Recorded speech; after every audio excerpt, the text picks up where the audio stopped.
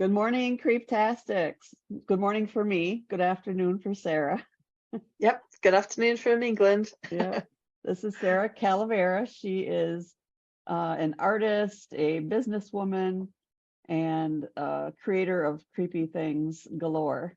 And so we wanted to have her on today and talk about some of the things she makes and kind of what her business is about and what her creepy life is about, what kind of stuff she likes to do.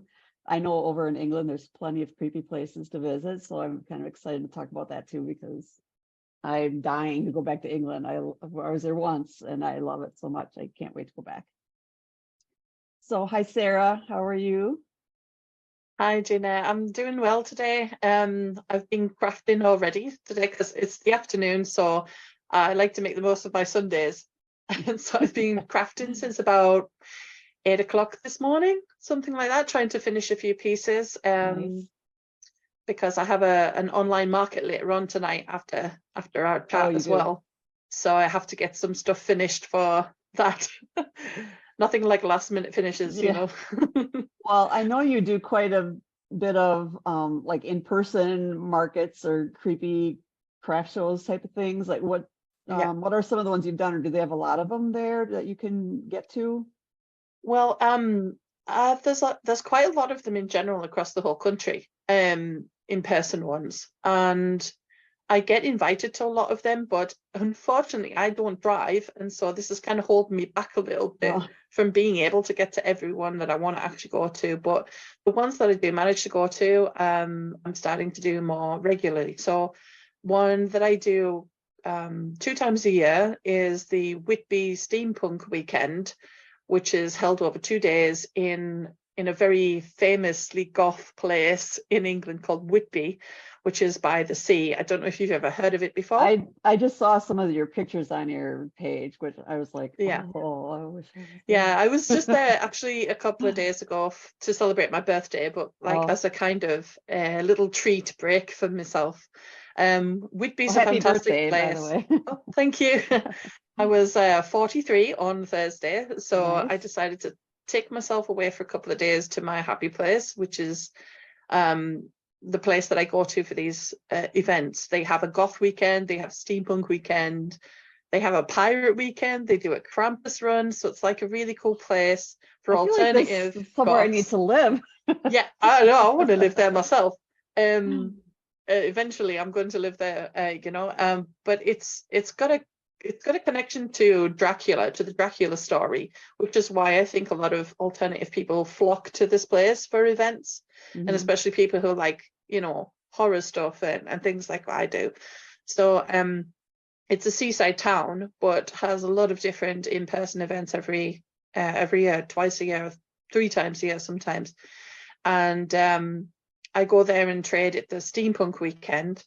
And then they have the goth one 2 times a year also.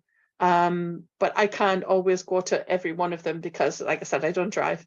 So I stick to just the steampunk ones for the moment. Some of the other events that I do, I've done some local ones, like with kind of like the geek community, the gamers, the nerd community. They're also very accepting and welcoming of the stuff that I do. I have one of those in October. Oh, it is October already. So this month, yay, October 1st. It's October. Woohoo. I have one coming up the 22nd in Newcastle, which isn't very far away from where I'm from. So this is in the northeast of England. What town do you live in, or small town, or bigger town? I live in a very small town. It's a village, really, I suppose, in a way. But it's near Durham, which is the biggest city, let's call it, but it's quite a small city. And I live here in a place called Crook, and it's not very far from Durham, but it is a small sort of town and everything. It's a kind of thing where, like, you know, my family live nearby, and I went to school with everybody around here, and they all know me as well, because I kind of stand out a little sometimes. In a small town, maybe, yeah, exactly. But I like your fun colored hair all the time. You're always changing your hair. Yeah, and all the tattoos that I have on my arms, you know, and some noticeable. I love it. But I love it here. I mean, I was born around this area, and I grew up here. And you know, there is a small community of alternative people around here, but we're very close also to bigger cities. So I do tend to go to like the bigger cities as well for conventions and stuff like that. And I traded this year at a horror convention in Sheffield called HorrorCon UK, and that was like on my bucket list, you know, like of a goal that I really wanted to go to as a trader, but also to visit. Right. And it was incredible because I met my people, you know, the horror community. And I was very emotional about it all. And it was such a good time. I sold quite a lot of pieces. And I got to meet Doug Bradley from Hellraiser and have my picture taken with him. And I was like so happy about that because Hellraiser is one of my favorite films of all time. Yeah. So horror conventions are fantastic. So I hope to do that again next year. And I want to do some more conventions like that, because that's where, you know, your tribe is right with the horror community. So right I hope I get to go back to another one of those. yeah So when you go to one of these, can you even fit everything in one vehicle when you take your stuff? It seems like that would be hard. Well, I've become a master at packing into the smallest things possible, because also the other difference is that I only have a 6-foot table top. That's all I have. So, you know, it all depends on the spaces as well that you have to work with. So, you know, a 6-foot table soon gets filled up with stuff. So I something I've really learned is about how to use that to your advantage is by going up and getting height on your table. So every single year, my table is getting higher and higher and higher, to the point where I'm sort of like stuck behind, peeking through at people when they're looking at my stuff. And it's very good because you can see people's reactions, you know, as they come along and look at everything, and then they just see my face like, hi, poking through. You know, that's hilarious. But it's it's like a skill to be able to pack everything kind of in. But it also makes me think about doing things like large pieces, but also doing smaller versions of the large pieces. Oh, that's you know, I have actually got a one to show you as an example, like of a big piece and then the smaller version. You know, so I'm trying to think about those kinds of things when it comes to doing pieces for events. You know, you have to think smart and how you can do small stuff, but also show a couple of big things, but maximize the space you've got. Yeah. I haven't been to any big shows or horror con type things or anything. I want to go. I live right in central Wisconsin, so I mean, it's at least like a 2 to 3 hour drive to get to a city big enough that has that kind of stuff, which isn't that big a deal. But I mean, now that my kids are older, you know, maybe that's something I can try to fit, at least just Almost to go. Definitely. I mean, I would really love to be a vendor at something like that sometime. I mean, I think I'd have to really buckle down and really, you know, I like to make one thing and then I'm like, okay, now make this thing. And, you know, like I don't make multiples. Yeah, but I could. I mean, you know, that is something I sometimes struggle with, to be honest, because I like to make a lot of different things. I mean, one thing about Grimcraft that you've probably noticed by looking at what I do, and you know, those of you who haven't seen it yet, if you check out anything that I do, you'll see that I have things like I have candles, then I have sculptures, and I have artwork, then I have t-shirts, and then I have bags, and then I have all this other stuff. I can't kind of make up my mind on what one thing that I want to do. But I don't see that you have to actually restrict yourself from that, because it's just part of the creative process. I make a lot of different things. Sometimes I will learn something new. So I'll think, oh, I want to make that. I want to use, you know, the skills to make this thing. And then I'll switch to a different thing altogether. So multiples of things. I have some stuff that I can multiply and redo. But a lot of it is just basically a one-off thing. So I take a piece. If you see that, you won't see it again. So if you want it, you got to get it. People kind of are starting to know that about me. So they're like, I'm not going to think twice. I'll get it because I know you're not going to do that again. So you can kind of do both. You do need a few things that you can maybe like reproduce, but without, you know, sort of sacrificing the things that you enjoy doing as well at the same time. Right. So the other thing is that when you're going to do an event, you always think, I'm not ready for it, I haven't got enough or whatever. You just got to start doing them. Start with a small one. I didn't go straight into a HorrorCon, no way. I was like, no way am I ready for that. So I started with slightly smaller ones in a pub, actually, like in a local biker pub. They were doing like an alternative craft fair in this biker pub in Durham. And I thought, you know what, I'm going to give it a try and let's see. So, you know, I went there and I took a few bits and pieces and I got a lot of interest in them and I was selling stuff. So I thought, okay, I don't need a huge amount of stock. Like literally everything I had was on that table. And, you know, I sold stuff. I came home with stuff, but I also came home with, you know, some money in my pocket from it. And I thought, oh, this is cool. Now I might make some more things. So I put the money back into it and I kept making and making. So, you know, it's also good just to go and give it a go, start doing something, even if it's small. Do you must have an attachment to some of that stuff though, because I don't, some of my things I'm like, I don't know if I could sell it. 'Cause then, I mean, if I really wanted to sell it, I'd probably have to try to make it again or something similar to sell and still keep the original for myself because I get very attached to them. Yeah, I know. I mean, every single piece I make, I'm quite attached to it, really. But then I think, well, I could keep it myself and everything, or yeah, do another one that's similar. But at the end of the day, I'm just going to like it all. So if I'm really going to actually sell anything and, you know, do anything with this, I've got to let it go. And now I love everything I make, but what is actually a better feeling for me is knowing that somebody else said, oh, I like that. I want that in my house. Right. It's like they've fostered it. You know, I give everything names that I make as well. Everything's got a name and a backstory.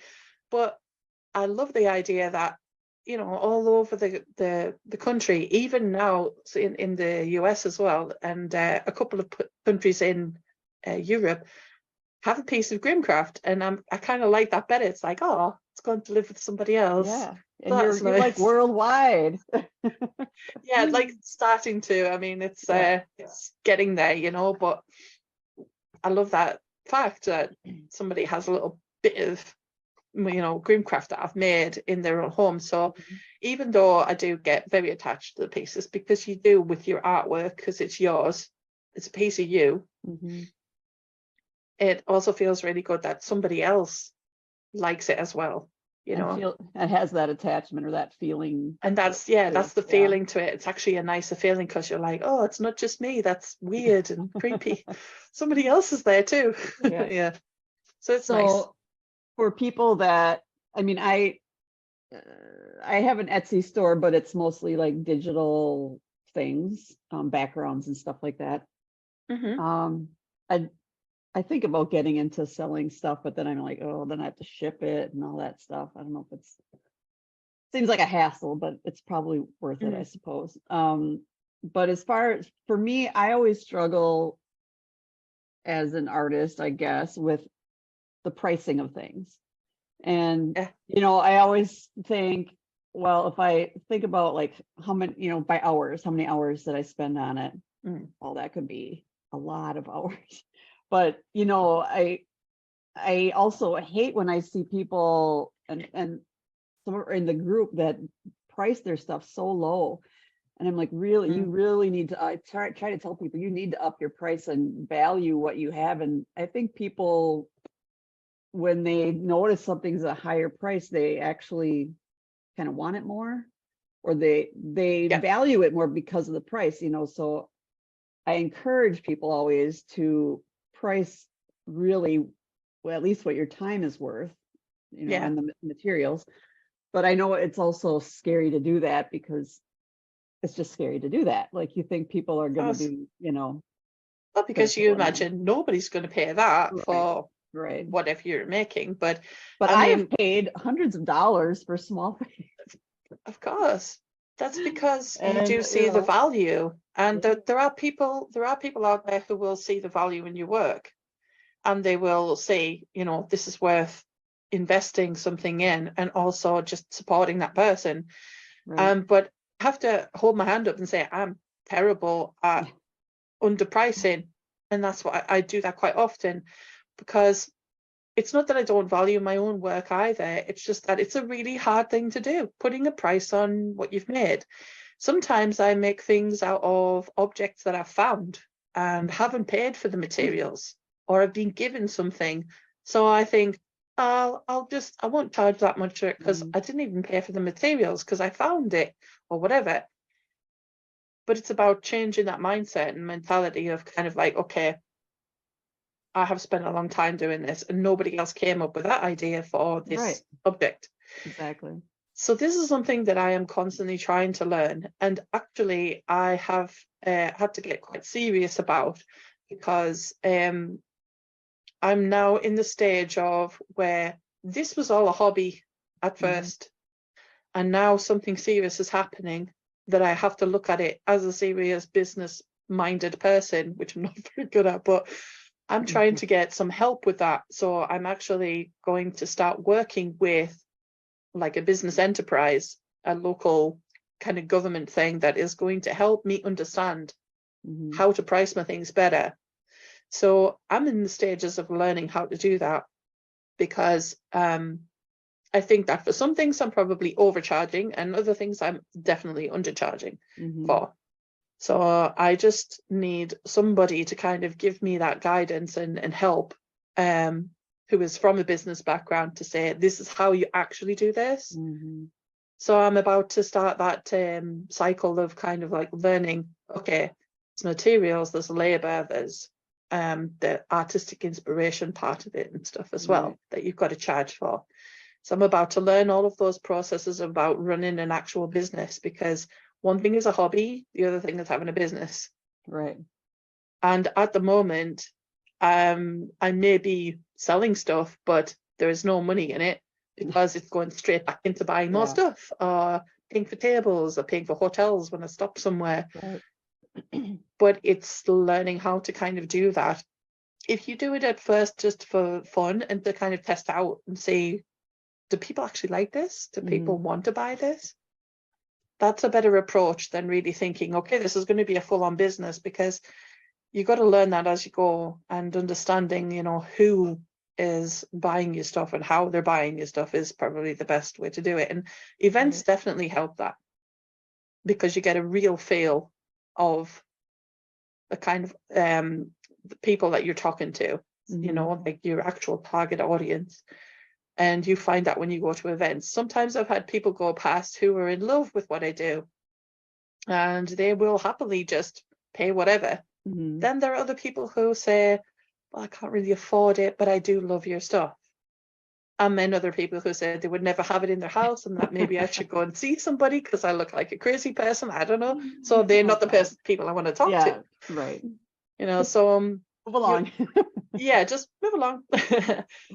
So it's all a lot of learning when you're doing this, to go from just hobbying and stuff to actually business. So I'm in that stage where I'm looking at the business part, terrified of it, but if I'm going to make this work, you've got to kind of do that, and you've got to price well. You know how you have to know how to actually put a price on things. I'm getting better at it, but yeah, it's a process. Even with me, I have the digital stuff, and then I also do like photo editing, custom photo editing, and people don't understand the amount of time it can take to do these things. And then it's just for a digital copy. It's not for like I'm selling them a print. And so, you know, they want to do it, and then they hear my pricing and they're like, no. Well, okay, whatever. I mean, you could probably find somebody to do it cheaper. I can tell you, I'm going to do a better job. I'm going to make sure you like it, you know, that kind of stuff. But yeah, it is hard sometimes to get people to understand the value of what you do. So you really have to put yourself first, I think, and make sure you value yourself and your work that you do, and try to get paid for it, you know. That's it. I mean, with the talking about the digital side of things, it's something that I've this year have started to look into myself, for people who like junk journaling and scrapbooking and all that kind of thing, because I had a few friends who they're kind of alternative like me, and they're into that stuff. And they always kept saying, it's really hard to find stuff outside of Halloween that I can actually use in my projects and stuff, because everything seems to be very generically Halloween if it's, you know, kind of alternative. So it got me thinking about creating digital products for junk journalers and all of that kind of thing. And so I started with the project. I started working with somebody who actually makes journals. She's the one who makes the journals that are on my shop at the moment, on Etsy. So she makes the physical journals and stuff. And I've been trying to design some things that fit more the kind of aesthetic that she likes. You know, kind of using it as my customer base. And so slowly but surely, I'm putting some digital products together, and they take a long time, especially when you're designing something like a printable folio kit or something, or ephemera that you have to cut out, labels and stuff like that. Right. It takes a long time to actually put that stuff together. But I think that digital assets are a thing that will pay off eventually in the long run, because it turns to passive income. Right. That's the best part once of it's it. up there, which is the best part of it. Now, the other thing that we have to contend with is the amount of people that are doing it now because of AI. Because now AI has changed the game for pretty much every job you want to even think of. And this includes crafts, and this includes arts. However, I'm not against it at all, because I try to think of it as a tool rather than my nemesis. You know, because it's not going anywhere. It's not going anywhere, and it's going to happen. It's not going to leave. So you have to kind of think, all right, then, okay, how can I use this maybe to help me advance and progress? And I think that it's a very interesting tool. It's a very interesting tool, because it can get you your ideas into an actual visual representation of something. I'm not entirely sure about the ethics of where this has come from, as in like the copying of other artists' work, which of course is a massive hot topic about that. Huge. It's huge. It's a huge thing, and you can't deny it. But like you said, it's going ahead already anyway. So I don't know what to think about it in some ways. And with the digital world, you know, everybody is now posting digital kits with all different kinds of themes, and I'm like, okay, so I feel like I've missed a window there of something and to get into. but it happened so fast. But it happened so fast, it just like started overnight. coming on, and I just started playing a little bit of Mid-Journey, and, you know, kind of figuring it out. And now just even on like I pay for Adobe stock, you know, because I do a lot of photo stuff and everything, and so much of that is AI generated. It's obviously AI generated. And I'm like, and it's obvious, right? Is that like what I'm supposed to be paying for? A bunch of AI stuff? Like, you know, it's just a little. So I see that too. Like, I don't know. I have a couple of subscriptions that I pay for image access for digital works. So you pay the license for it, and you can use it in, you know, various ways and what have you. And I noticed exactly the same, because I don't have any trouble spotting AI images, maybe because I'm using them and look at them, you know, and I'm like, this is all AI stuff. I didn't really pay for subscription to have AI things, because I could do that myself. You know?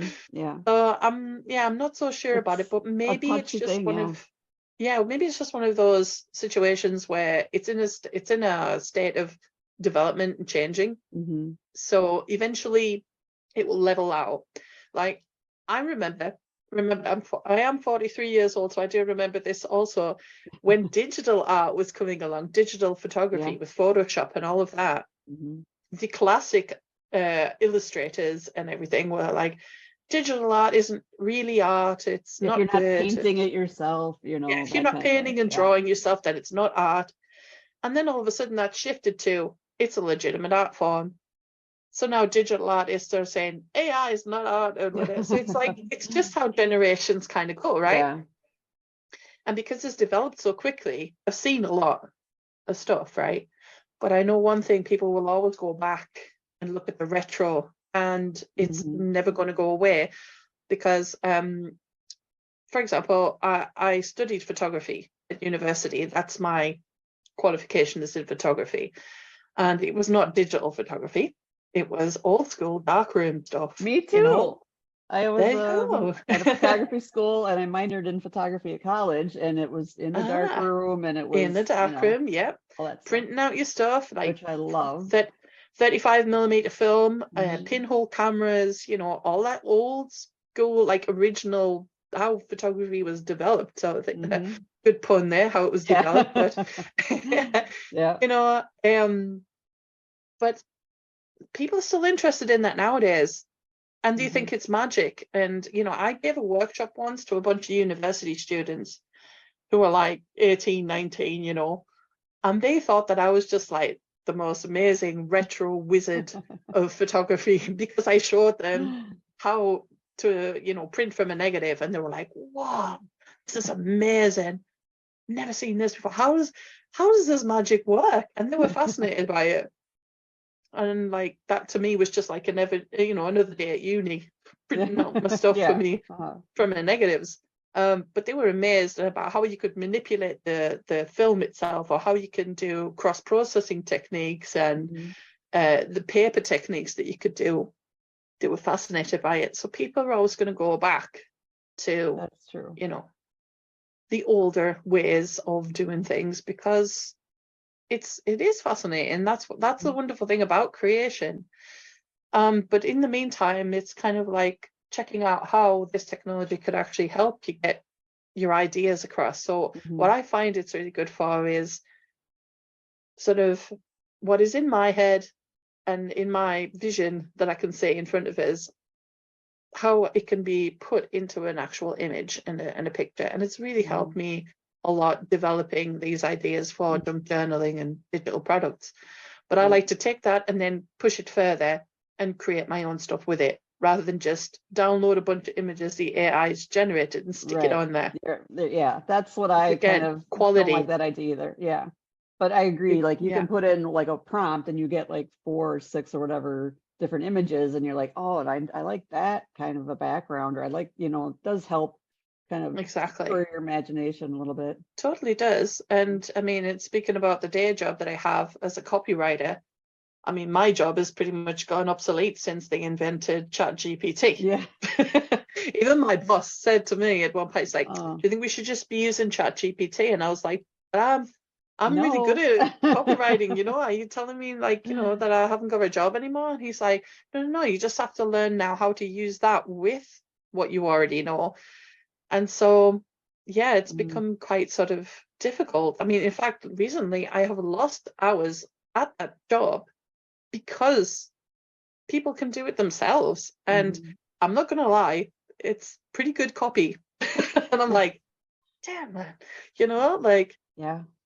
okay, it's not as good as it could be. But if I was just going for like middle of the road, whatever, Right. this would do. Basic. Yeah, Yeah, this would it's kind do. of scary. Yeah. So it's kind of like you've got to adapt a little and just say, all right, then what else can we do? So, this is how you have to keep up with things. It's very difficult sometimes, especially when you reach a certain age and you just think, oh, I can't be bothered to learn all of this stuff, but it's kind of worth doing, Or really. it's like, well, if this is all going to change, what am I going to do? Like, do I have to do something different? Or like, am I going to be Yeah, obsolete? What's going to happen? It can be kind of scary that way too.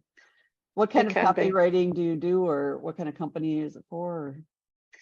Well, the copywriting that I do is for mostly for email marketing and email Mm, campaigns and things like that. The fantastic thing is that I've learned a whole lot of stuff about how to apply that as a creative person to my own stuff. So, for right. example, like when it comes to having to write my own social media posts or do videos or stuff, it's Right. really helped, Mm, develop that kind of thing. Because if you do want to run a little business as a creative person, like you do need to know the marketing side of it. Now, I've worked for people whose products aren't particularly great, as in ethically great in the past, let's say, and So you can use marketing as a weapon to get people just to buy whatever, or you can really use it to get somebody to buy something but be very happy with the product they've got, Yeah. So when it comes to marketing my own stuff, I do it very honestly, and like I know that like what it takes to actually put into your own business. You've got to be transparent with stuff. You've got to explain like how things are made. That's a good way to get people to be invested in your story about how this piece was made. So I enjoy explaining how something was made, the materials that was used, the techniques, and that's all part of the marketing structure as well. Is like the transparency of, hey, I handmade this like for real, and this is how it was done. So you build your brand and you build a story with people, and this is how you get people coming back to you. And so I think I've learned a lot doing the copywriting job that can be applied in to the creative industry as well. I think it's like quite important for people to know that when you are an artist, is tell your story, tell people how you make things. It's an important way to get people interested in what you're doing all the time. Yeah, the business side of it is not my forte either, because just having an Etsy shop and setting up an LLC and all that kind of stuff and taxes and stuff is just it's over a lot. my head so much. Yeah. And I can't remember when I have things due. Like I'm terrible with business stuff. I think that today people are expected to do everything, especially creative people. You're expected to make the things, create them, but also know how to sell them, how to do this. And it's a whole lot of stuff, like even down to the delivery part, like I was considering making this little video saying the people behind Grimcraft, and then there's me, CEO, chief financial officer, delivery man, because I do everything. I have some help from my friends, my mum as well. My mum really helps. She helps me cut things out, packaging things and that, but it's small like jobs like that. She's always there to help and support and everything. And then my cat is quality control, because he likes to watch the printer as it prints things out. So I call him the quality control assistant. But you've got to wear all the hats, and even more so when you're the one creating the products.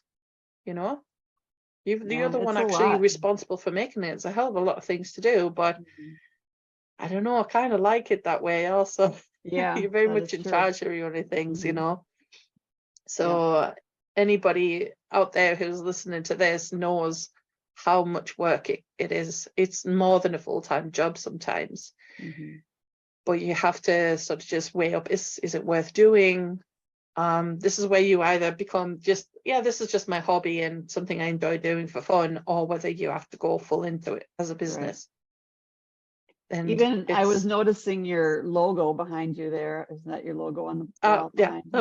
That's it. Like I was just wondering, did you make your own logo and everything? I did, yeah. For a lot of people, even just getting a logo made is like, oh, how do I do this? And you can hire people to make logos, but yeah, you can. Yeah, you absolutely can. I mean, I think that is because I enjoy just playing around with stuff.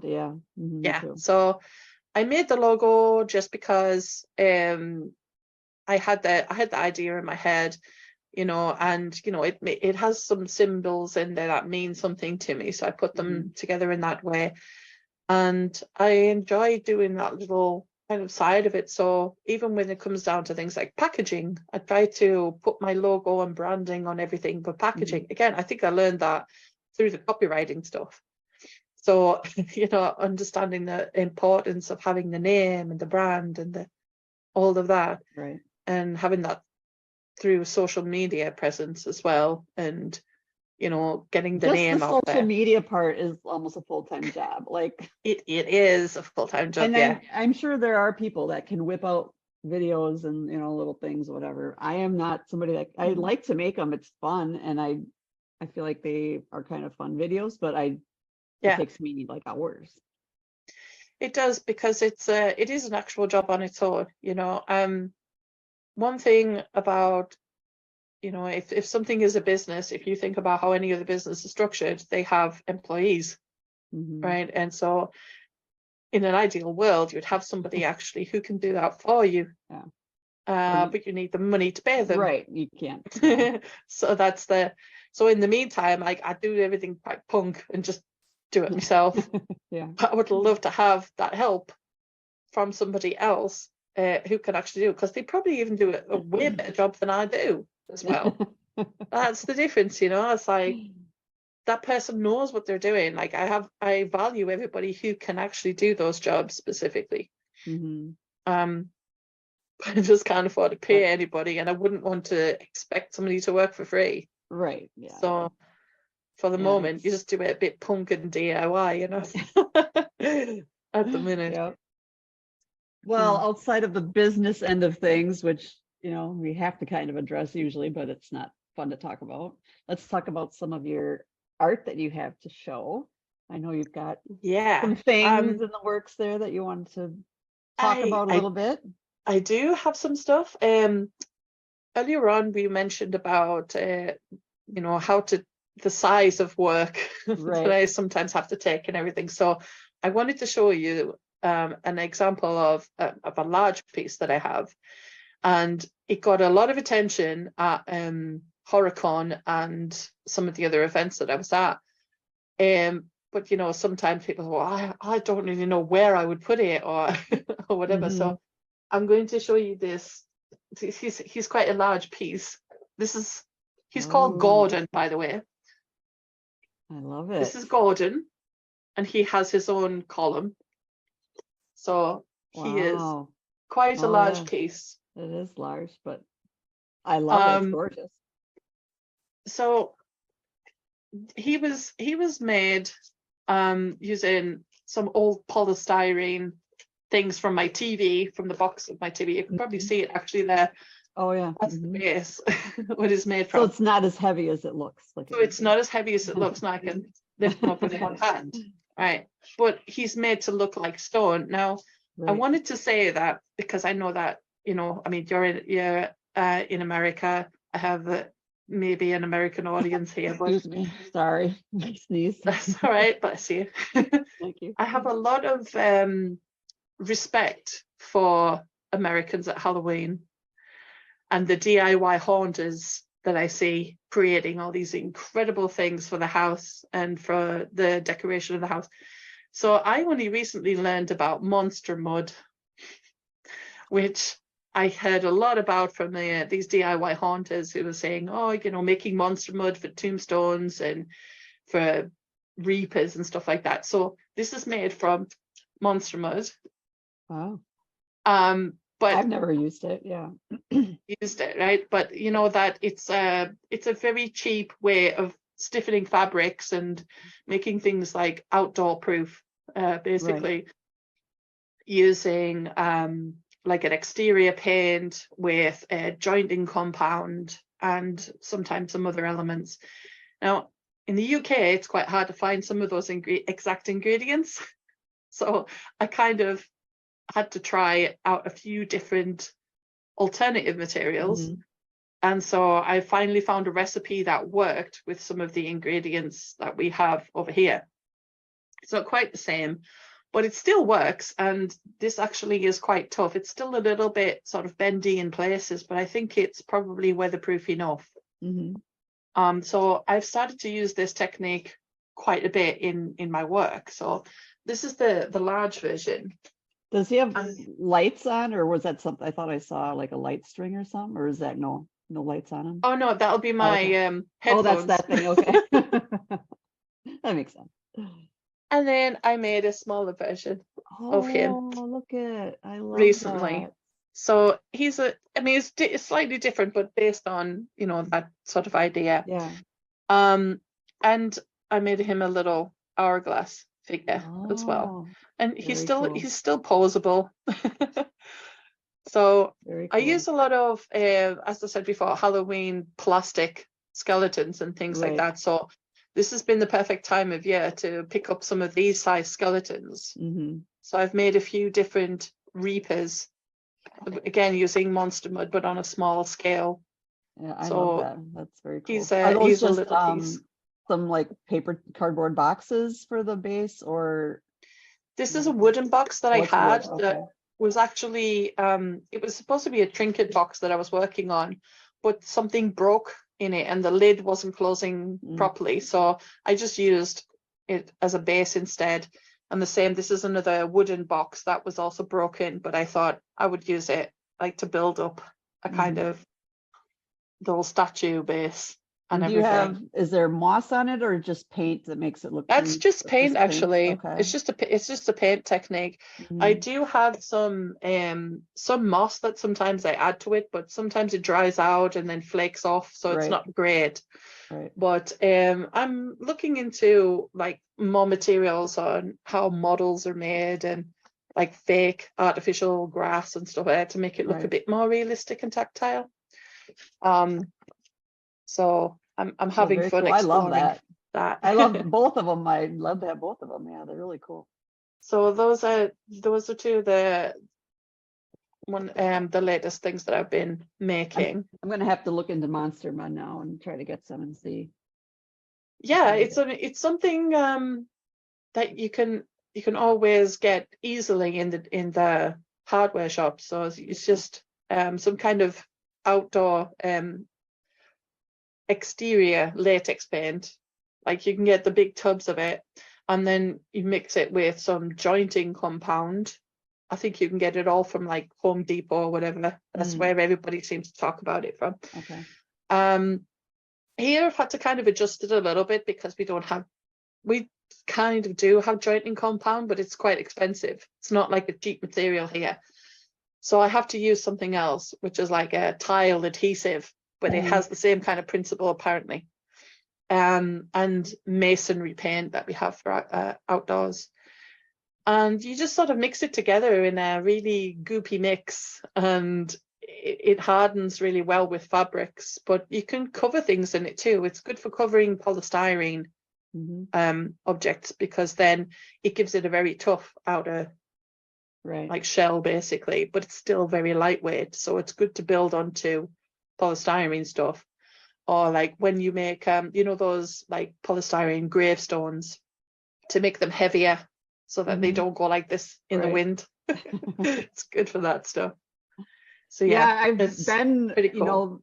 more and more over the last couple of years. Just, I mean, there's so many. I could watch YouTube videos on DIY stuff all day long. Like, Yeah, me too. it's just nonstop, and just seeing and trying different things. And like, I think it was last year or 2 years ago, we did like a doll painting night in the group, and I was having trouble getting the paint, to stick to my doll. And then somebody said, "Oh, use chalk paint." Like, I never thought about using chalk paint, and that was like perfect. It covered so well. Yeah. So just to find the right things to use for what you need, or even like that mandrake I made a couple weeks ago. Yeah. Oh, we were talking in the group the night we had a craft night online, and Janet had said try using Mod Podge and just actual dirt instead of like trying to make it like look dirt, like put dirt in Mod Podge and then paste it on. And I did that, and I'm like, oh my God, this is awesome. When it dried and it was clear and it was like perfect. Exactly. So cool. I mean, sometimes you wouldn't think about putting something like that. You think, oh no, would that even work? But I've actually done that before with coffee grounds. Oh, okay, yeah. As well. That's worked. When I made some little plants and I wanted to have that as well. And I did that. I thought, oh, I'll put some Mod Podge with some coffee ground. Why not? Yeah. It smelled nice as well. It still smelled quite coffee-like, but you can use a lot of things. The only issue with maybe using more like natural things is like you've got to be careful because over time, because it's a natural organic thing, it might start to mold, it might start to go kind of weird. So you have to mix it with the right things. So for example, if you mix it with like a clear resin or something like that, it preserves it much better because it stops it from, getting any air into it or anything Right. like that. So it's about using the right kind of things to mix with it, like recently I was making some potion bottles, like in these coffin shaped glass bottles, and I was watching a lot of YouTube videos about that.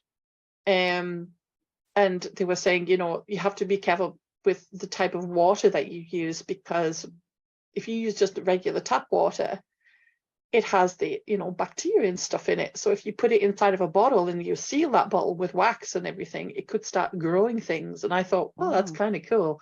I mean, But yeah, it is a well, potion, why yeah. not? But at the end of the day, you never know if that's actually going to cause the bottle to break Gold or and something, shatter, yeah. because, Mhm. it produces gases.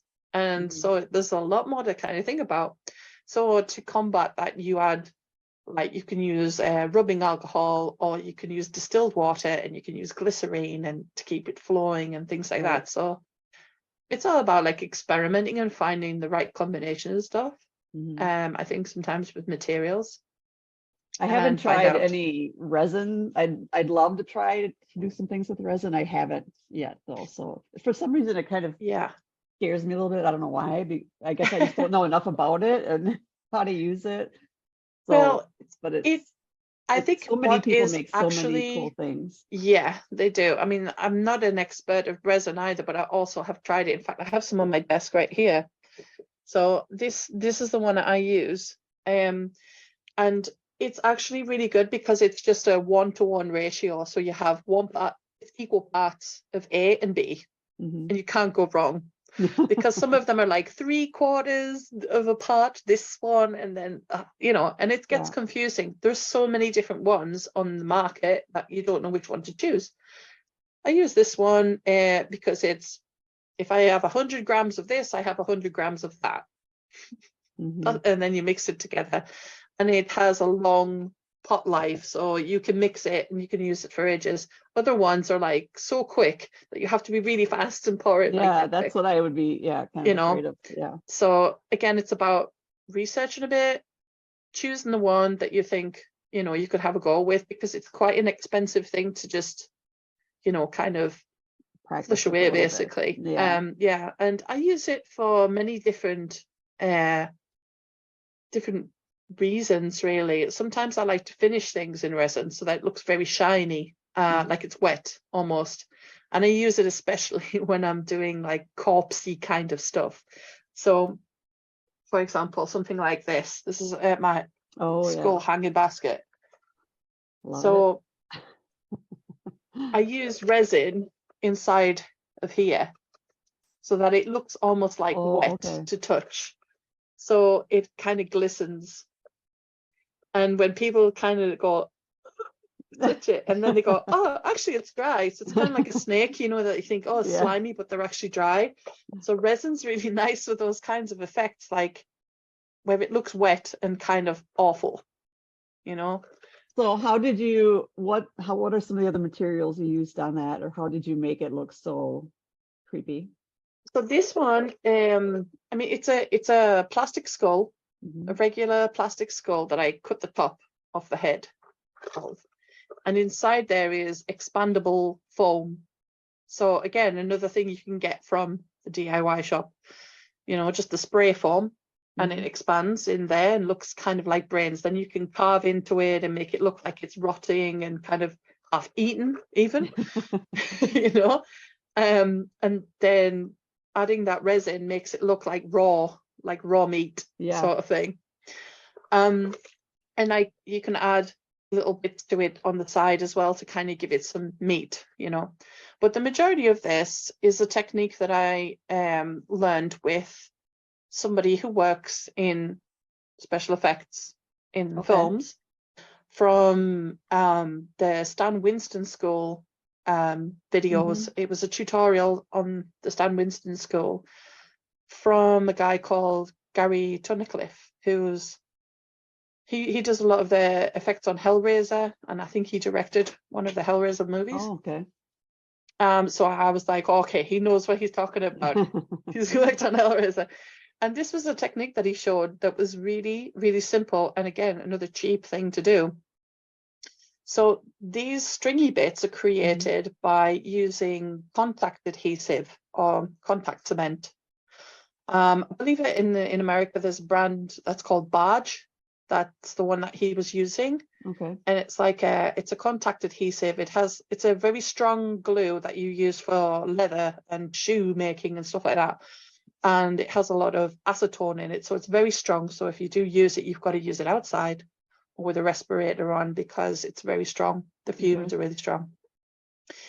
So you take the contact adhesive on a brush, it's very stringy. It looks kind of like caramel a little bit. And then you take a hairdryer and you blow it across the object, and it just clings to it. Wow. Right. So, and then it goes really stringy and flesh-like. Cool. So when I saw that, I was amazed. I was like, wow, that is the easiest technique ever, but looks so effective.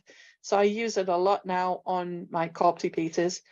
And then to make it stronger, because it will be a little too fragile, is that you just cover it with liquid latex. So then it becomes more like rubbery. So that's how these stringy bits were kind of made. Very cool. I'll And have to look into that. yeah, and you can color it then with wood stains. You can use like an alcohol ink that clings to the liquid latex. So it works very well. And I use the same technique in framed pieces like this. So this was done with the same kind of technique with liquid latex. And you see, it still moves.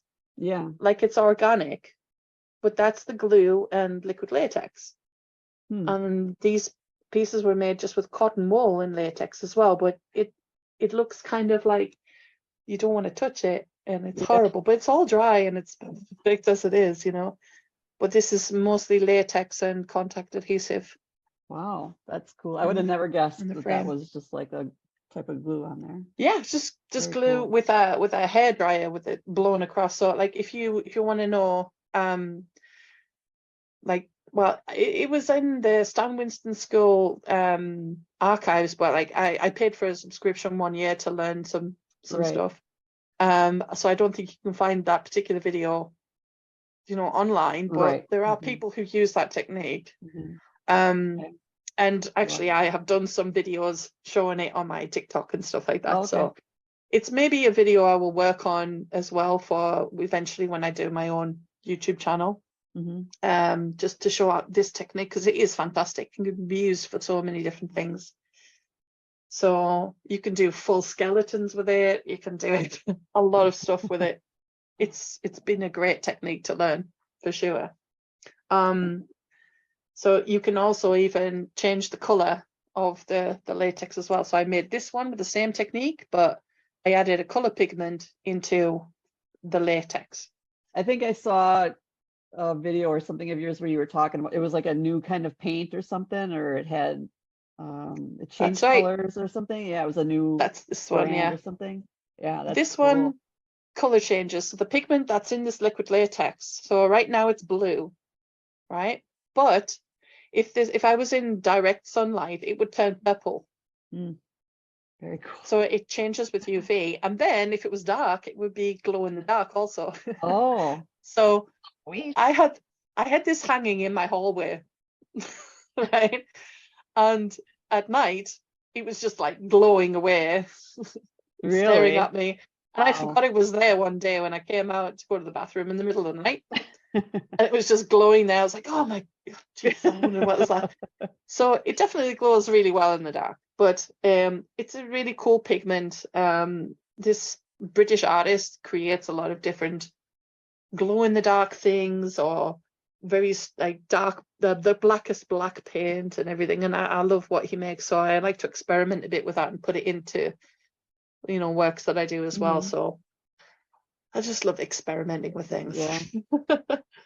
With materials especially. I think it's an important part of the creative process, is just to first experiment with stuff and see what you can do. If it doesn't work, it doesn't work, you know, like it can't work all the time, but Right. more often than not, you'll find really, really interesting results. Mhm. And YouTube's just full of really great ideas. So many. I love it. Yeah. Yeah. Do you have any candles to show at all? I wanted to ask about how you're making candles. I don't have any to hand. They're actually they're all packed. The ones I have already got are printed in the up in the storage there. But for example, with candles, the technique I use, I've tried so many different image transfer techniques. I could write a whole book on them, I think, because I think I've tried everything.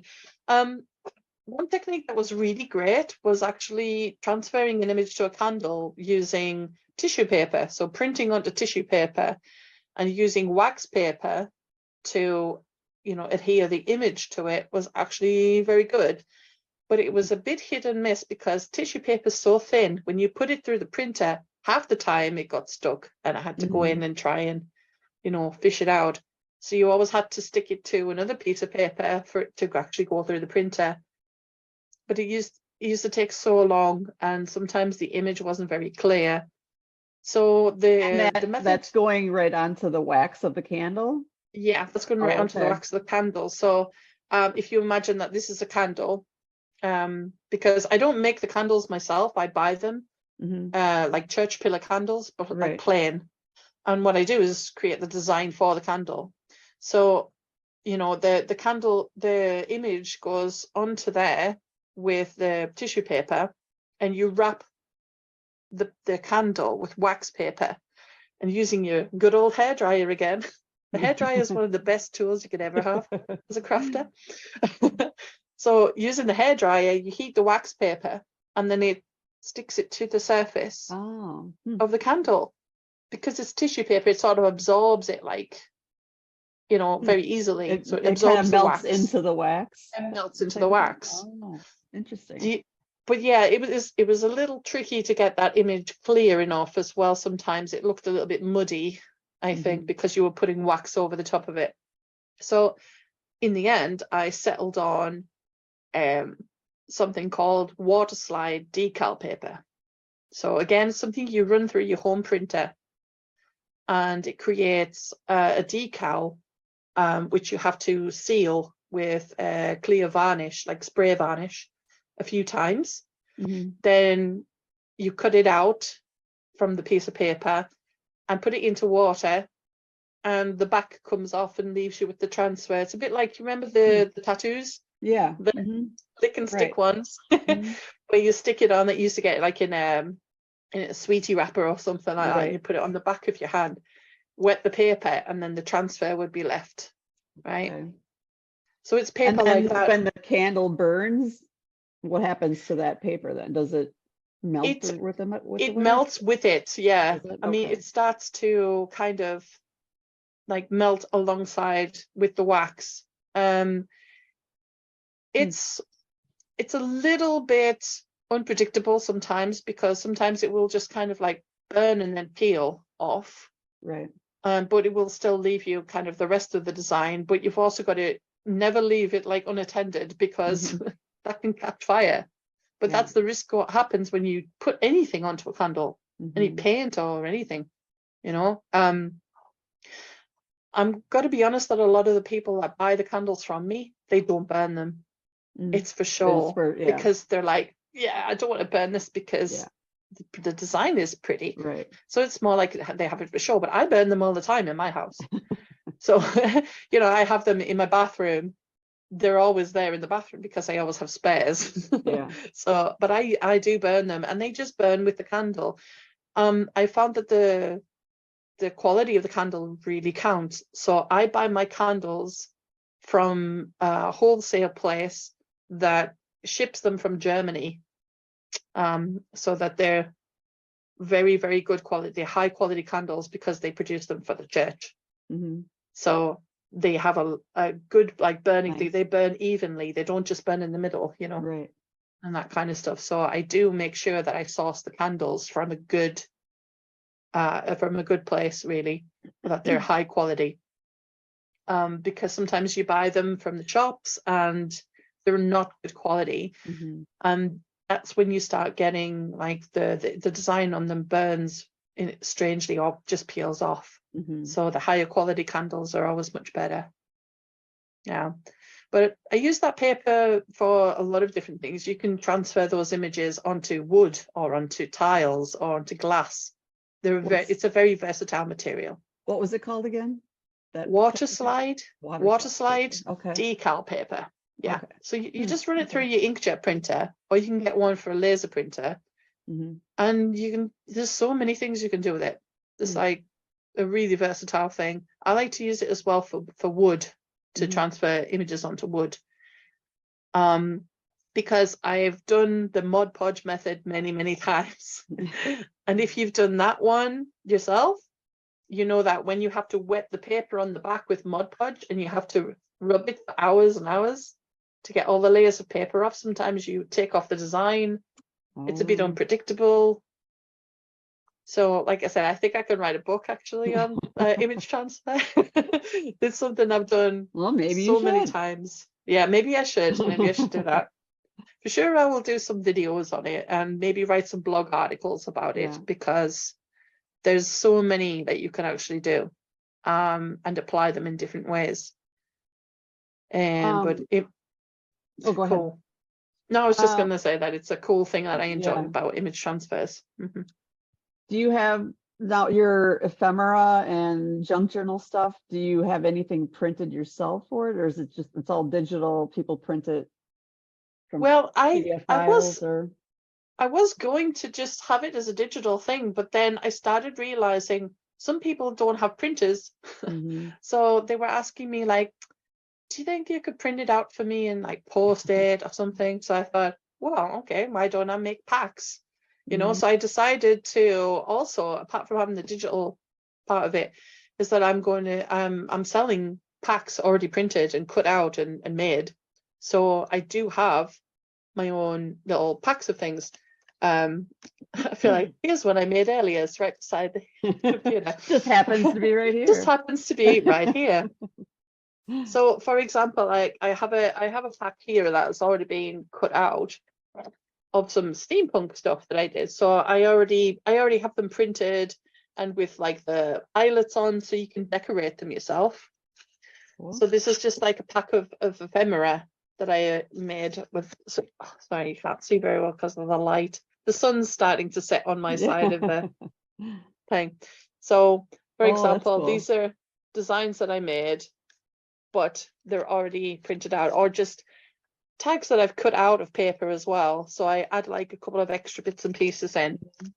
Do you have a special tool that puts those grommets or whatever in there? The whole Yeah, I have a punch and pliers set. I mean, it was just a cheap one, but it has a hole punch in the top part, and then it has the pliers to apply the eyelets in the top. Mhm. So yeah, I got all the tools now. What type Have of all the paper do tools. you use for that? It must be a thicker paper.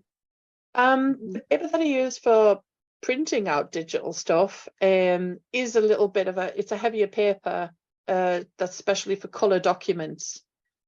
So it's not as thick as card, but it's still thicker than your regular paper. Okay. And I use a couple of other different like cardstock papers as well, depending on what I'm printing out. So sometimes it doesn't always need to be the thickest paper, but I will make a folio from the thicker one with card, and then the ephemera's a bit, thinner, because you can also just add your own stuff to it. So I'll layer it up to make Right. it more sturdy. But when it comes to the ephemera part of it, I wanted to show you, talking about junk journals, is that my friend who makes the junk journals that are on my webpage, on my Etsy shop, we did a collaboration together where I designed it digitally and she created a journal with all 100% assets of the digital pack. So this is the journal that she created. Wow. Using my designs. So this is the steampunk one that she made. Very cool. And it's really cool because it's all made from the digital stuff that I actually have designed on the Etsy shop. So everything is, you know, papers from what I've done. So this is one of the downloadable folios that I have. So it's an ephemera folded folio. And she just created this lovely journal. Very cool.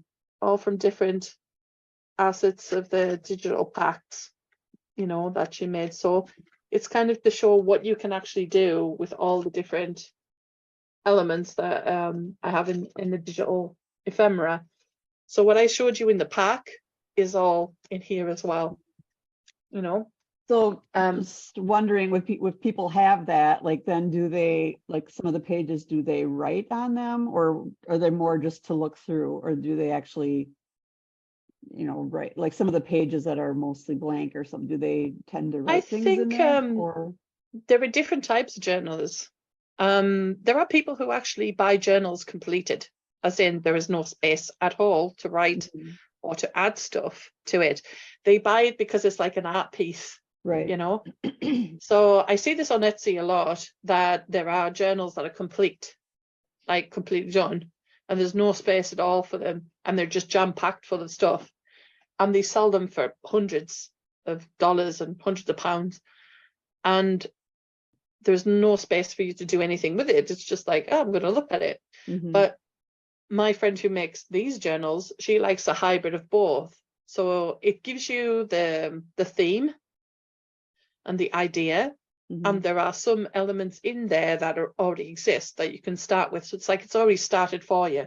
But then there's loads of blank pages that you can add and like actually journal. So every day somebody can open this book and they can stick things that they want to stick in. Right. With the same theme and make it their own. Yeah. Cool. Some people like to actually make this all from scratch. Like she made this from scratch.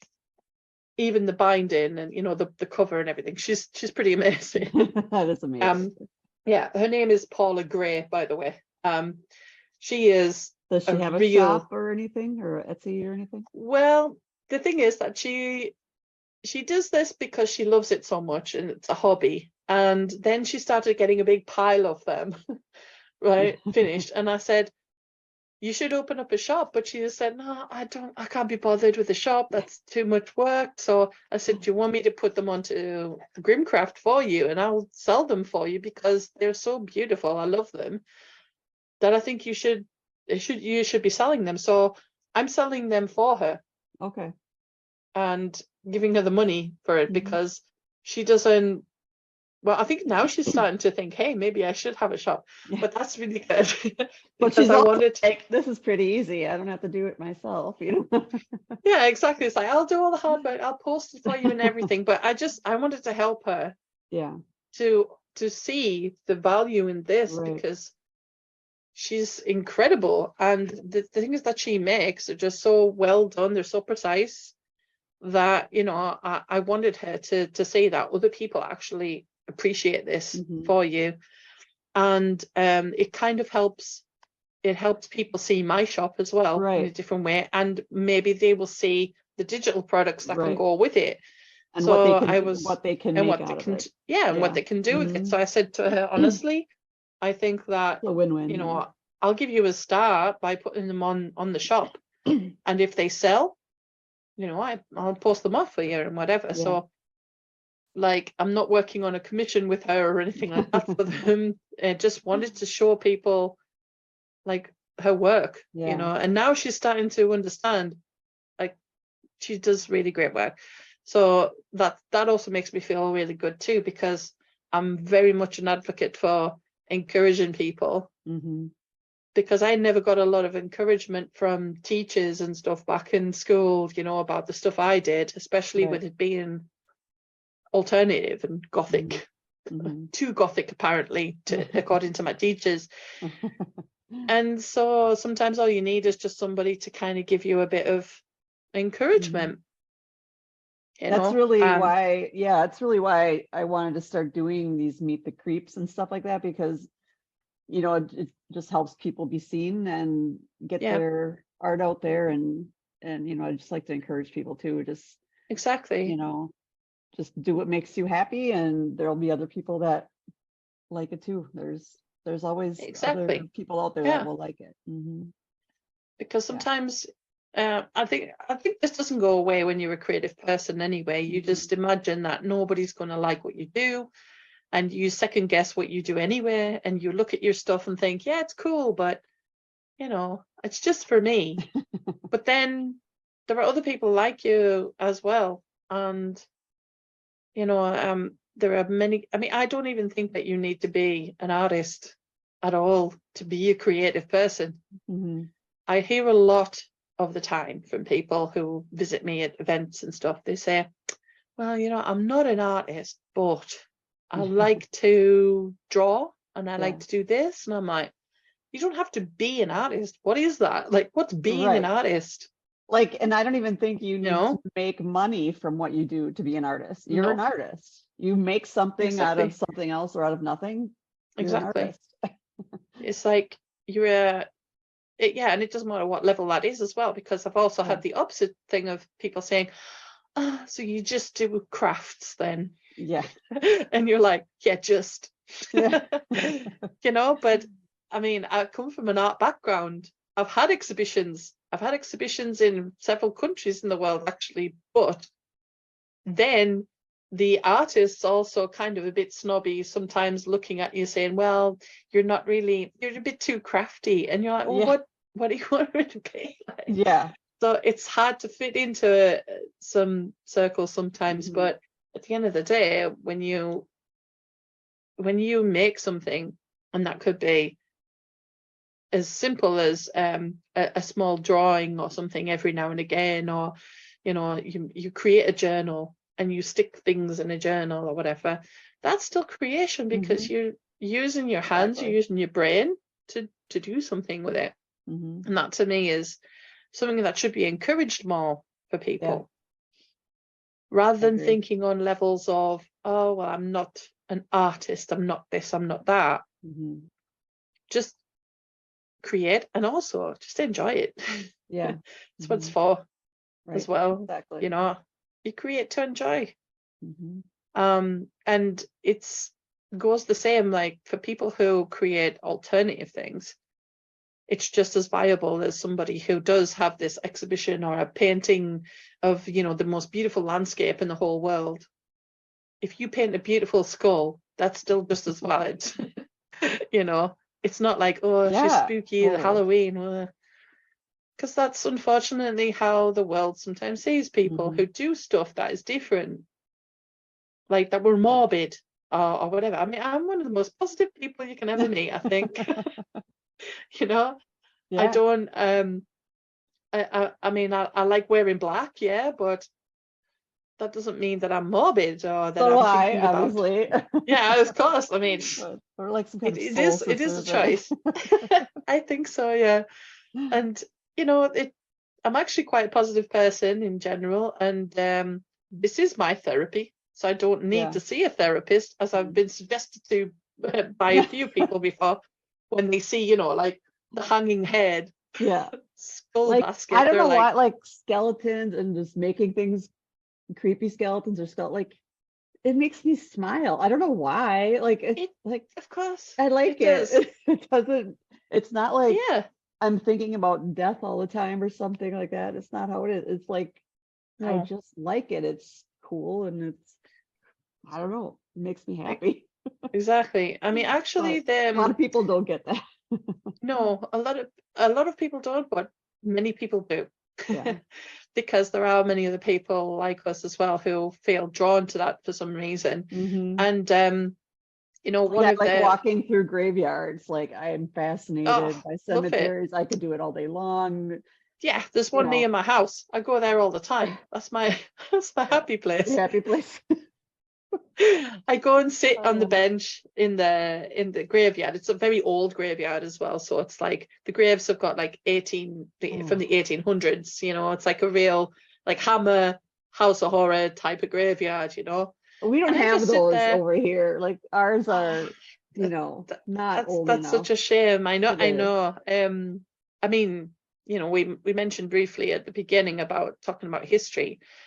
I'm such a history nerd. I love historical places. I love going to castles and stuff like that, which I do nearly every weekend now, because one of my best friends who I've known since we were like 11, you know, we've decided to do that at least once a week. Go out in the car and drive around and find some old stuff. Mhm. So we've been That doing would that like be, a lot. that's why I want to go back there so bad. You know, Yeah. we went to on a Europe tour thing like 5 Mhm. years ago, and first time I'd been there. I haven't been back since, but I never thought I was into history or anything like that. I Mm. didn't, mainly maybe just because American history isn't maybe as interesting as European history to me. I don't know. European history is more like crazy, bloody, macabre, kind of like crazy things, you know, going Yeah, on. it is. It is quite. But Yeah, it's quite and strong, I and suppose. then when I saw like these castles and these old, you know, crazy things, and I was just like, whoa, this Mhm. is where I need to be. This is cool. So Yeah, I really hope I get back. we have a lot of history going like way, way, way back. I mean, for example, there's a town not far from where I live where there is a Saxon church from 639. Holy Not even like, cats. yeah, exactly, like really, really Nuts. old. I think it's from 639 or 800. So anyway, the early hundreds, let's That's call it. nuts. And it's still there. And the coolest thing about it is that like it's kind of like owned by the village, I suppose, in a way, but you can just go to visit the church, and you have to go to this house, knock on the door, and they'll give you the key. And they'll go, okay, off you go and have an explore. So you take the key to the Nice. church and you go in and walk around. Then you return the key to the lady who looks after the keys. You know, it feels quite special, like she's the key keeper, you know. Yeah. Yeah. She's the gatekeeper of this church. You would never find that here. So yeah, I Yeah. mean, you just Very cool. get stuff like that all of the time, you know. And where I live in the northeast of England is very important historically, very bloody history, but it's very important historically. And if you happen to have seen The Last Kingdom on Netflix by any chance, Oh, I have not. I know what it is. I haven't seen it. I yeah, should watch it now. you should see that, because it's obviously not 100% based on history Mhm. of how it happened with the Vikings and the Saxons, but it's loosely based on actual, you know, things. Mhm. Um, and that's all based around my area and stuff. Oh, okay. And you can see where the history has come from in that when you visit these places. And so they're still there today. You can go and see them, Mhm. you know, and you really feel this sense of like Yeah. like history, especially when you've seen it on like a TV series or a movie or something, and you're like, oh, this is Where so it cool. puts It it actually into existed. context and you can Yeah, it puts it almost into see how it context. happened. Yeah. Hmm. Yeah. Very cool. I highly recommend The Last Kingdom. Um, Plus, you know, the lead actor is very, very nice to look at. Is I'm that not gonna Orlando lie. Bloom? Is Orlando Bloom in that one? No, no, No. actually, he looks a bit similar to Orlando Bloom, come to think of it. But Mhm. um, his name is Alexander Draymond. He was actually Mhm. in American Horror, one of the American Horror Stories. Okay. I think that's where I saw him from. But I think he's been in other stuff as well. But yeah, he's easy on the eyes. Good. That always helps. So that's always good. Yeah. And you know, like that's the kind of it's such a bloody history. We have such bloody history. The Vikings were like something to kind of admire yet extremely fear. They were terrible, you Yeah. know, really what they did. Um, but you know, That's those other fascinating. parts, Hmm. yeah, that are just so fascinating to know about. That's our history. That's where we've come from. Hmm. You know, humanity's always kind of been that way, I think, with each other. Hmm. Nothing has changed. Yeah. You know, nothing has changed. But we have so many interesting places to visit and see, and I love going to churches and graveyards. I'm not a Christian person, however, I feel I enjoy going to churches and cathedrals and abbeys and learning about that, like, kind of history of Christianity through England and stuff, because, you know, it is a big part of history. And this is where all of these buildings came from, Right. from all of that. So, but I love to be in the graveyards as well, and seeing very, very old Victorian graveyards is like my favorite spot to see. And so there's lots of places to visit. I hope you do come back to the UK. And if you come up to the Northeast, I can be your tour guide. I'd love it. I'd for I'll take you sure. to all the best, oldest Oh my- spots ever, you know. That would be awesome. That would be really cool. Do you go to haunted places, or have you ever had any haunted experiences or anything at places, or? Well, I think that sometimes, because it's my guilty pleasure is paranormal shows Yeah. and watching the paranormal investigators, right? And you know, there have been times when I have been in very old places where you know, when they talk about that sort of like the residual energy, like the stone tape theory, where the building itself has this playing back moments in history. Sometimes you can kind of sense that when you are in these places and you're like, you know, touching the actual stone or something, and you start to feel this like the history is there, like the energy is there or something. And there have been sort of moments when I've been in, especially castles and stuff, where you feel like, oh, this is a strong, like, energetic place where you know that a lot of people died, and you know, you kind of feel that energy there and everything. And I mean, I haven't like seen any sightings of anything, but definitely feels like a strange sort of energy in certain places. And you feel that history somehow. Like, that's the only way I can describe it. You can kind of feel like what happened there, you know. And I'm very interested in like legends and ghost stories and all of that kind of stuff, because like England has a lot of them, and in the north we have a lot too. I remember that you interviewed somebody from York who did like a ghost walk into it. Like, I watched that video. Yeah. York is I would so love haunted. to go there. I would love to go there. Yeah. Too. It's a wonderful city. It's not very far from where I am. It's about 45 minutes on the train, really? something like that. Wow. But I haven't been enough myself to explore it, so I think it has to be on the list to go back again. But yeah, it's a very, very haunted place. Edinburgh as well. That is up in Scotland. Edinburgh is a fantastic place. Everywhere you walk, they tell you that, oh, there's bodies here. There's somebody died here. You know, it's like the bloodiest city I've ever heard of. And it was really fun. In Edinburgh, you can go underneath the city into the vaults where people lived down there, like in these horrible conditions. And that is definitely a spooky place. I mean, talk about the energy down there is it's very scary.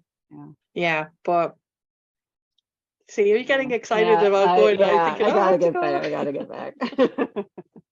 Most definitely, yeah. It's a great place to visit. I mean, I've been to America a couple of times, but mostly to Florida. So I haven't really seen much else. But I would like to go and visit different places in America too. I know maybe you haven't got as old a history, but there's still a hell of a lot of history to learn about, and there's stuff to see there, you know. And really a lot of beautiful places and, you know, landscapes that are incredible. And but there's, I mean, haven't been to all the states myself, you know, and I've been here 50 some years. Yeah, I mean, it's just the USA is huge. Like, it's massive, you know. I mean, we're so small. England's the tiniest place ever. I don't even think that. I think there's states that are bigger than the UK. I'm you know, sure, for sure there's got to be, but we just have a lot going on here. I suppose a lot to see, a lot to do. Yeah. Did you have any more of your work there to show at all or talk about that you wanted to bring up? I think I've showed you, as much as I kind of wanted to a little bit here. But I've always got lots more kind of things, but I mean, most of it In you the will be able works. to see it, yeah, in the works. And Mhm. I always post on my social media stuff now, and learning how to use TikTok and Yeah. try and get in with the kids, Yeah. doing Same. TikTok. And I'm not the greatest at it, but I mean, if I get like 200 Yeah. views, I'm like, woo, viral. When it's not at all. Well, I know, but I think that's okay. I mean, because I have worked in marketing as well. Like sometimes it doesn't mean that, the more people that follow you or the more likes you get on a video is the most important thing. It's about whether or not a group of people is engaging with you on a more regular basis. So it's kind of Mhm. like, how many followers do you have that actually interact with you? So Mhm. you kind of go by that. But saying that though, I've managed to get more than 2,000 followers on TikTok in a shorter space of Wow. time than I have with anything else, with Instagram or with anything else. And one of my videos that it was one of the simplest videos of I had a plastic skull and I was cutting open the head with my rotary tool, and that got something crazy like 39,000 views or something. And I'm Wow. thinking, why were people specifically watching that one? But it's just what TikTok kind of shows to people. So Yeah. it's all about the algorithm. When you actually look at the video, people kind of looked at it for about 2 seconds, then dropped off. Mhm. So, but it still counts as a view. So that Right. doesn't always mean that really people are very interested. It's like on how long they're actually staying there for, because they probably just scrolled through it, Yeah. you know? So it's not always the greatest indicator of how you're Right. doing on social Yeah. media, I don't think. Um, and TikTok for sure is one of those strange places where a video where somebody is doing a dance, like for Really five dumb. seconds, Yeah. something really, yeah, Yeah. like A gets million views millions of and views yeah, and doesn't lots of make sense. comments and what have you. Yeah. And you think, I'm sat here making this incredible piece of artwork when I should be dancing. Yeah. I Like, guess you got to dance around your artwork or something. Maybe. I don't know. exactly. Do the creep, Yeah. or something. I don't know. But unless you're creating a viral dance, Yeah. seems not important. But it's kind of the way it is. I see it as just another way of also recording what I do, because sometimes I look back on the videos and think, I forgot I made that. Hmm. Yeah, where did that go? Or whatever, like, oh, I remember how I did a certain technique or the stages I went through. So it's actually a nice record to have of your Right. creative process. Or you look back on your progress and you think, a year ago I was making this. Now I'm making that. That's kind of Hmm. cool. Yeah. So you see your own progress. Yeah. I have Mm. to really start trying to record as I go more because I don't like when I'm in it, I just want to do it. I don't want to sit and think around with a camera and all this stuff. But Exactly. then I get done and I'm like, oh, I wish I would have recorded that. It's like the steps to put on, Yeah. video. But yeah, it's Well, sometimes it's all just about a little bit of planning. I mean, whenever I yeah. make a video, I will film stages as I'm going. I'll Hmm. film it, put the phone down, and then continue. I film a bit and then put the phone down and continue. Right. And then at the end of the day, I'll look at the clips and I'll just splice them together Hmm. and do it that way so that I don't get distracted from what I'm doing. Right. I don't always post immediately either. This is the behind the scenes trick. you know, because some people say, oh, I love that thing that you just posted, that what you were doing yesterday. And it was like, actually, I was doing that a week ago, but I didn't get around to posting it until now. Hmm. So, it's not always like in real time. Right. So then it doesn't take up all of your time either. Or you dedicate a day where you're just going to do, like, I usually use a Sunday because that's when I do more crafty stuff, I would say. Hmm. And I just film everything that I'm doing. And then on Sunday, I'll start like posting it out over a couple of days. So it doesn't have to, I think we feel like it has to be now type of thing. Hmm. Like, I've just made this, so I have to do it immediately and post it out to people. But it's okay. You can leave it for a few days and then post it whenever. It's not like you've missed a moment. Nobody knows what you're doing anyway, so Yeah. they're not, well, at least maybe when you've got like 5 million viewers and they're like, come on, next thing, next thing, next thing. But when you're starting to Right. build it up, Yeah. then you can release that when you want, because there are so many things to think about and so many things to do. It can easily get overwhelming. Mm-hmm. And I get overwhelmed often sometimes too, where I And I just think think, there's always like that little bit of fear about it succeeding, about it becoming big, like, am I gonna be able to keep up with it? Do I really know what I'm doing? Do I have to, how am I gonna keep these people happy or whatever? There's kind of even just having this group at times has been daunting to me, because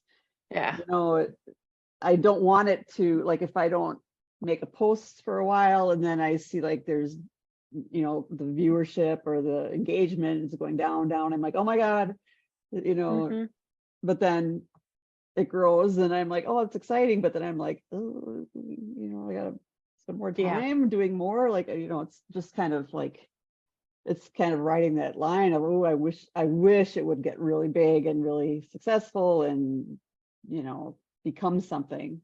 But then it's kind of like, I don't know. I think it's a big issue. The fear of success is real, Mm-hmm. that might sound, I don't know, weird to some people, the fear of success, because you think, but if you have success, then that's it, you've made it, right? It's like, no, but it's the maintaining of that. Mm-hmm. And people can be quite demanding also. People can get demanding, and it's people that you don't even know personally because they've only seen you online as well. So we get like a little bit overwhelmed by people we don't even know, demanding things from you. And you feel like you have to please them all the time. Mm-hmm. But it's, you have to find some sort of balance there as well at the end of the day. And like, as I was saying earlier on, being really transparent about who you are as well. Like, hey, remember, I'm just one person. Mm-hmm. I'm the person who makes all this stuff. I'm the one who has to do everything. So just please have patience. And once people go, oh, yeah, sorry, they kind of will, they don't expect as much from you, if that makes any sense. Right. Mm-hmm. I've had a couple of customers in the past, for example, who were quite demanding at first, demanding to know where their order was or something, Mm-hmm. And then the message was things like, as a company, you should be responsible for informing the customer, etc., etc. As a company, you should be doing that. And I laughed because I was like, well, that's good. Let me tell you about my company. I'm so professional that I have a company. So I'm like, hey, I'm really sorry that you didn't get your order. I wasn't aware that it hadn't arrived. But by the way, it's just me.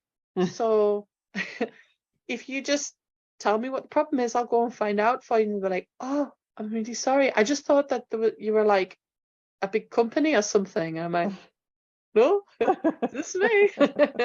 And then after that, they just, the anger level went from like 10 to a 0. And they were like, oh, I'm really sorry about that. And I said, actually, I've found out where your package is. It's been lost in the mail, and I tracked it down for them.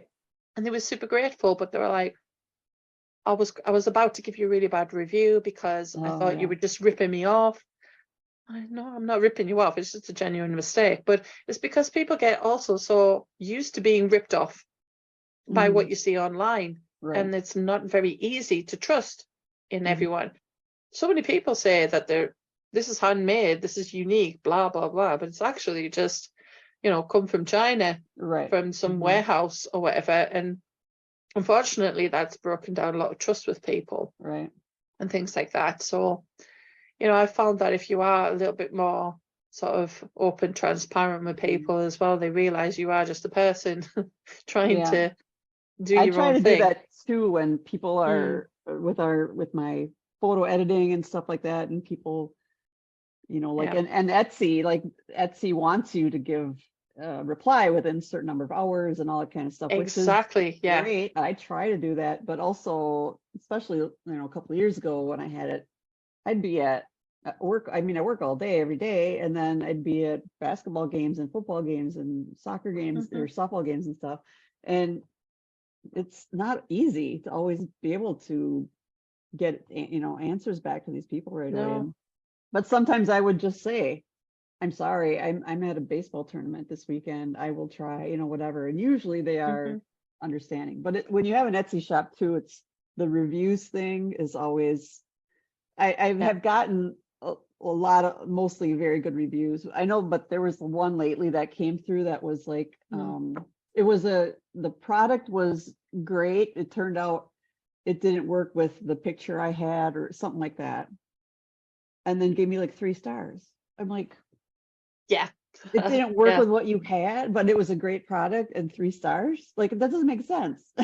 Yeah, it doesn't make sense because some people review from the well, it didn't work for me sort of angle. You think, I'm like, well, but that's not, I you fulfilled saw my it, part of the deal. yeah, Yeah. like But you knew I what you think were that getting, so that's completely normal now to expect some of those to filter through. But like, if you're anything like me, though, you find that one review and you obsess a bit about it, like, why? yeah. But why?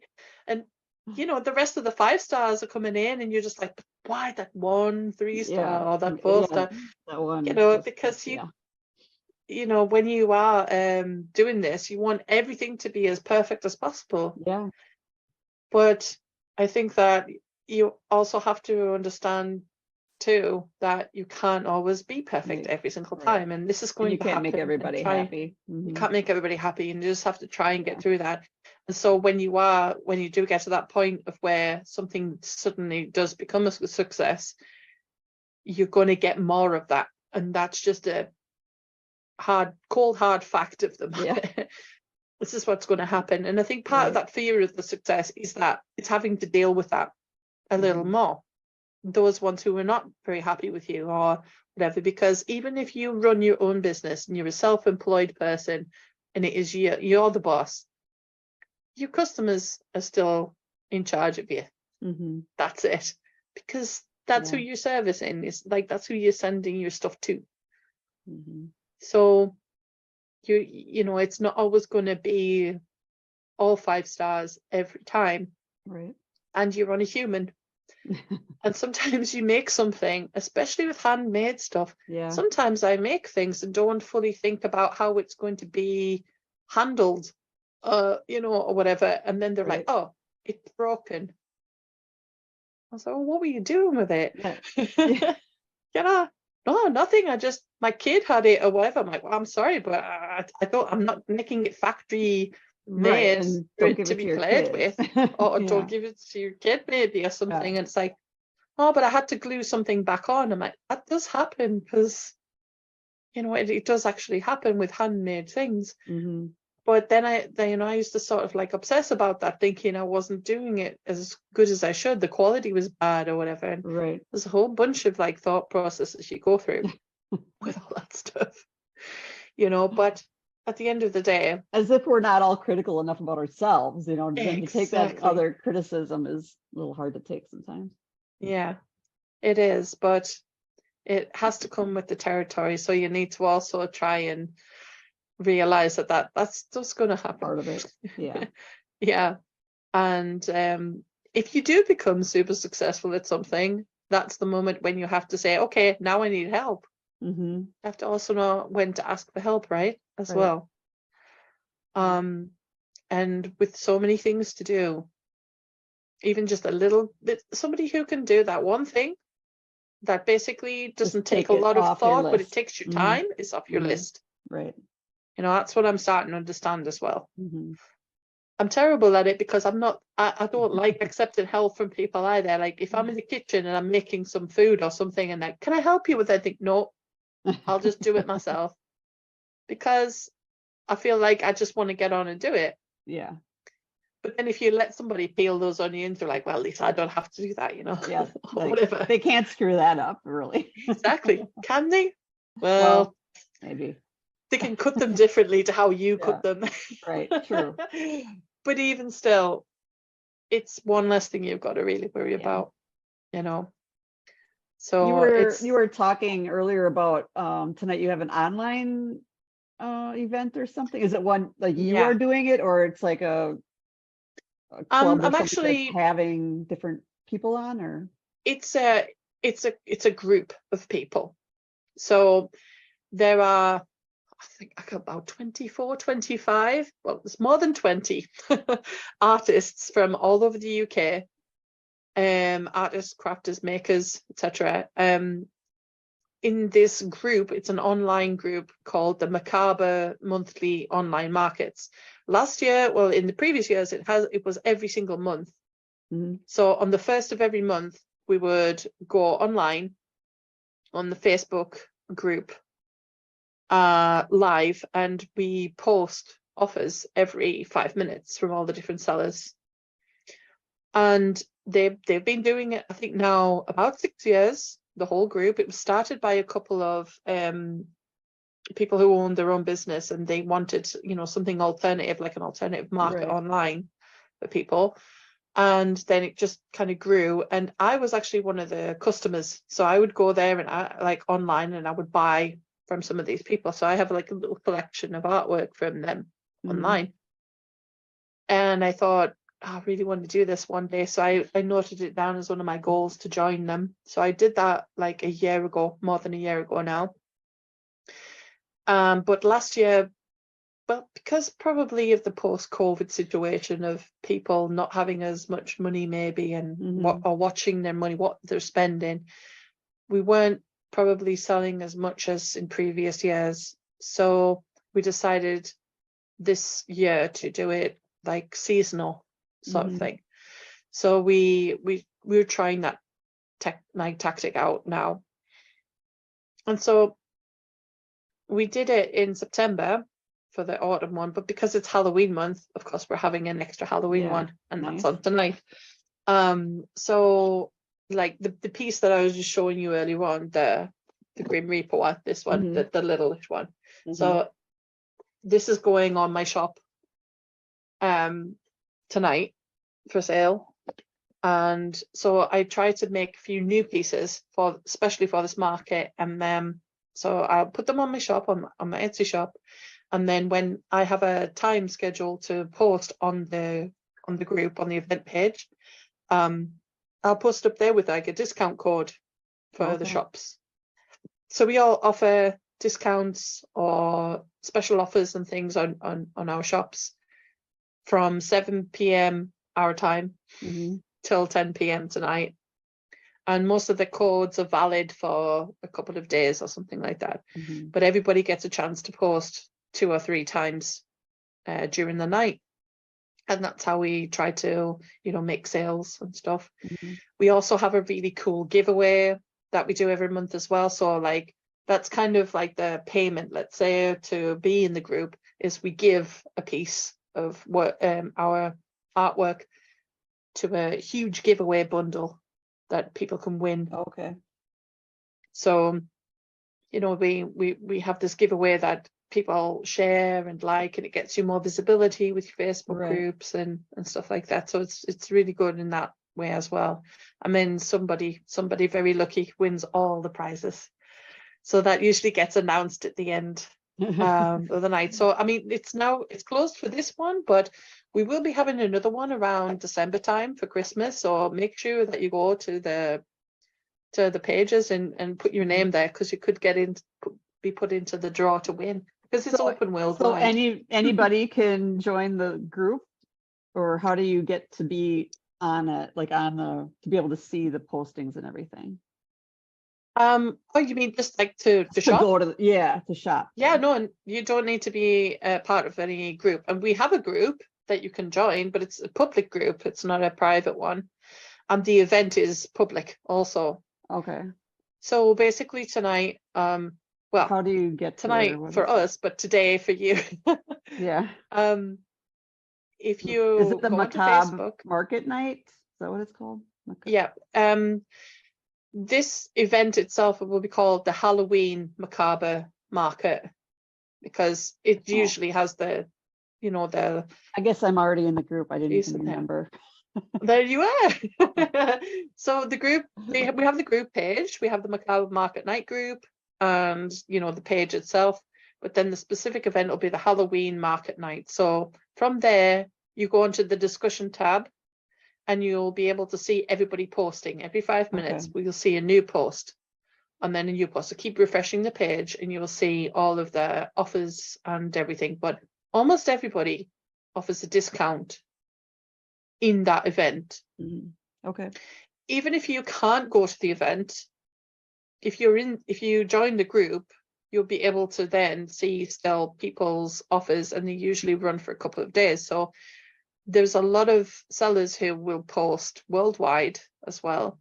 I post out to the US, but only certain items, just because of the size of things. Right.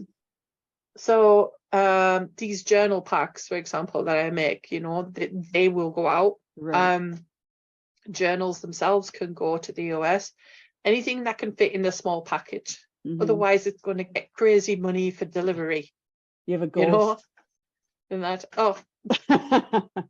It's your kitty. it's the cat. Yeah, he must have decided, I want to go sharpen my claws. He probably wants something to eat, more likely. So yeah, you can find a lot of different very cool artists there as well, and some of them will Check that out post. today. Yeah, there's a lot of nice stuff, and with it being the Halloween one as well, we have some pretty cool stuff in store, I think. I bet. So Excited yeah, now. there's going to be a lot of inspiration there as well. So all of these people are the same as me. We're not massive companies, we're just artists doing our own thing. Some of them have been doing their small businesses for a long time now. I mean, they're much more seasoned than I am. They have a lot of custom and everything, but they all either have their own website or they're on Etsy.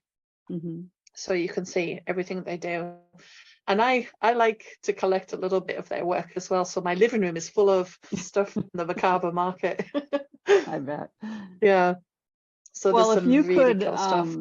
if you could maybe post in the group like your links to your shops and everything, and then maybe to that Macabre one too, and Yeah. just so everybody knows where to find you, and your Etsy, your Instagram, all that stuff. And you have your YouTube channel Perfect. up and running? It's okay. Being designed at the moment. Okay. So yeah, that is the next stage that's going to happen. I'm working on a content plan for Grimcraft TV. So Nice. I think that it's going to be a channel mostly where I'll post videos about like how to make stuff, or talking about materials, techniques, stuff like that. Because in a past life, I was a teacher for like 10 years. Oh, really? So yeah, I taught English Oh. as a second language to foreign language speakers in Colombia, because I lived in Colombia for What? like 12 years. That's a whole other episode.